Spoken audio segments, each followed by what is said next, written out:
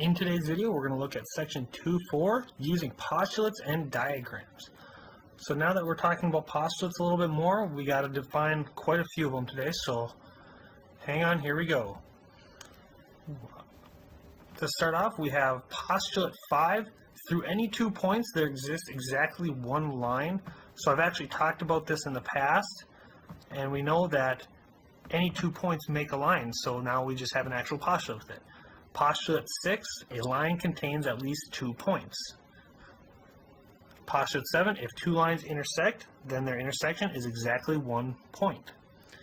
Postulate 8, through any 3 non-collinear points, there exists exactly 1 plane.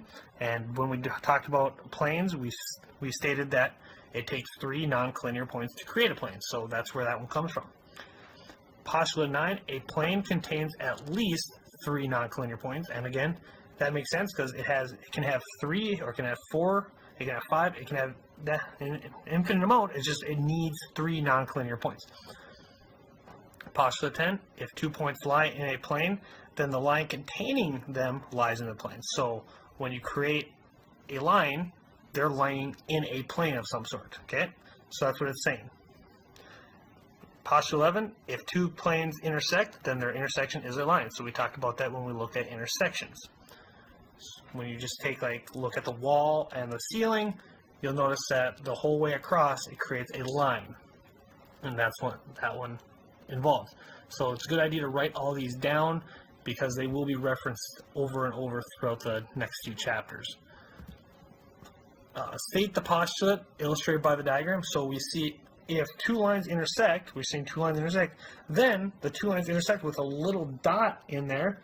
So we know that based on what we've seen in the postulates just talked, we would say postulate 7. Because postulate 7 states if 2 lines intersect, then their intersection is exactly 1 point. B, if we see here 2 planes are intersecting, that's all we see, then they add a line between them, so that would show us the line right here tells us that we have postulate 11.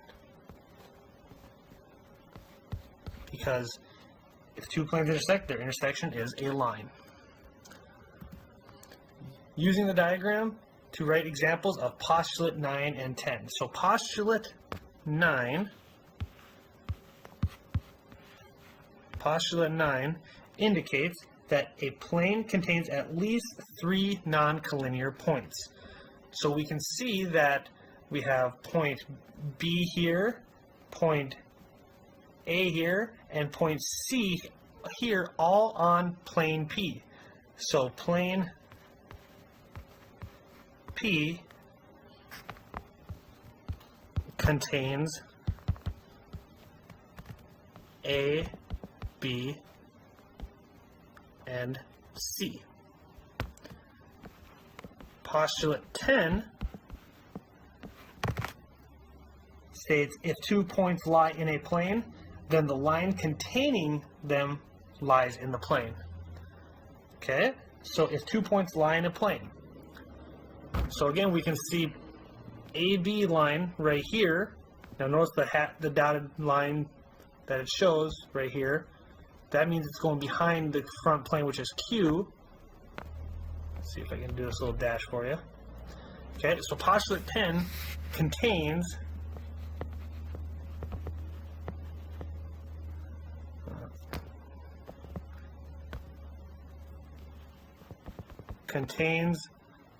line that involves line A, B. And there we go. Guide practice. We're going to use the same diagram we just worked with. Which postulate states or allows you to say that the intersection of P and Q is a line? So we just talked about this one a couple of slides ago. 2 planes intersect at a line, and we see that we have plane Q intersecting plane P at line M, which gives us postulate 11.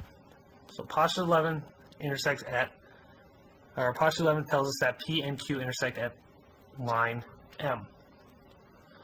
and then use the diagram to write examples of postulates 5, 6, and 7. So postulate 5, it states through any 2 points exactly one line. So we can say line AB.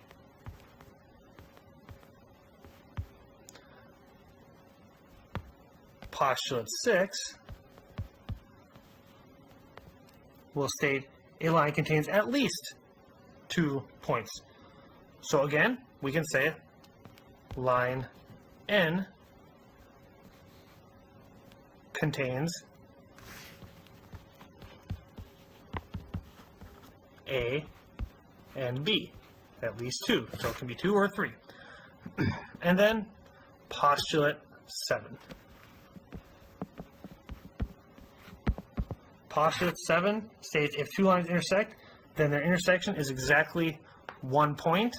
So line N and line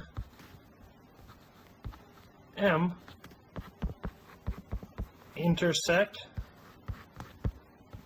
at point A. And there we go. So that's what we're looking for. Sketch a diagram to show TV intersecting, line TV intersecting PQ at point W so that TW is congruent to WV. So I'm going to construct PQ here. Yeah, P here and Q here.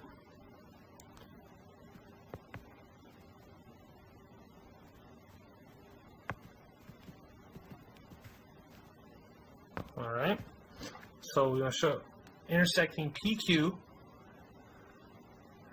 at point W, so TW is congruent to VW. Segment. Okay. So if we have it here, line TV, so we have T and we have V. That's actually kind of bad here. Let's try to redraw that again.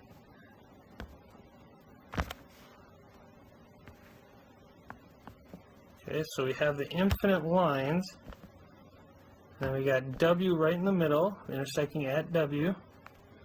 So we want T and V to be the same distance from W, because we want TW to congruent to VW. Now, since we're drawing, we're not going to be very good, but we can illustrate that what we were shooting for is TW being congruent to WV. So we put those little hash marks in there to show that they are congruent.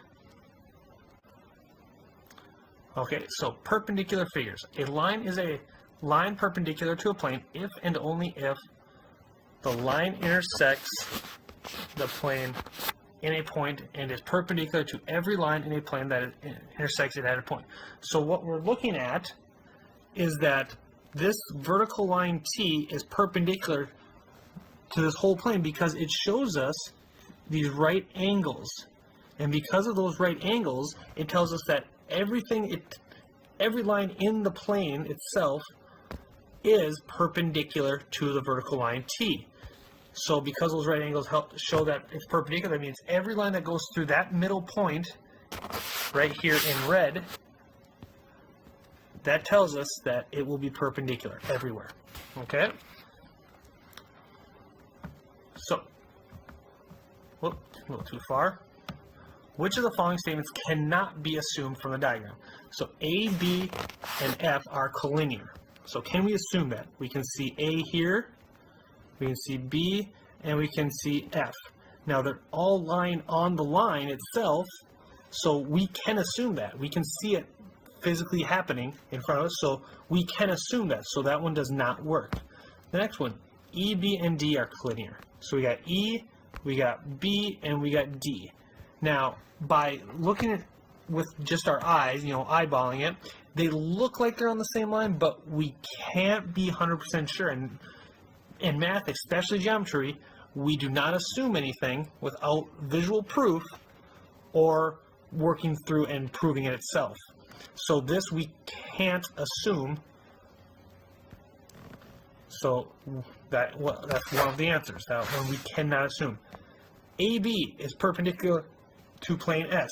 So AB goes vertical here through S, and we can see this little right angle going through. Okay, just highlight it there, and I'm going to undo that here. We can see it highlighted there.